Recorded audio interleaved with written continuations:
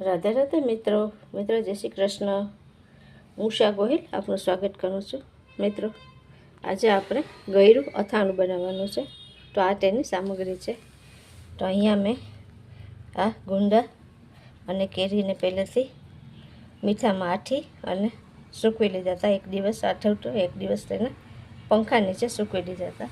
અહીંયા ગાજર છે અને આ લાલ મરચાં છે, આ હાથીનો મસાલો છે, ગળિયા મસાલો। આ મસાલો નાખવાથી ટેસ્ટ સરસ લાગે છે। અને અહીંયા 1 કિલો ગોળ છે।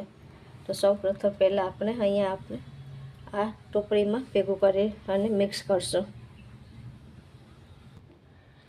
તો અહીંયા આપણે એક વાસણમાં બધું મિક્સ કરી દીધું છે અને તેમાં હવે આપણે આ જે મસાલો છે તે નાખી દઈશું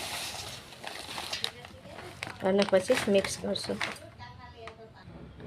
આમાં આપણે મસાલો બધો નાખી દીધો છે, તો હવે આપણે તેને હલાવી લેશું। હલાવી અને 4-5 કલાક આવી રીતે રાખશું। પછી તેમાં આપણે આ ગોળ નાખશું। તો 4-5 દિવસમાં ગળ્યું અથાણું તૈયાર થઈ જશે। અને આ અથાણામાં હંમેશા સિંગ તેલ જ વાપરવાનું।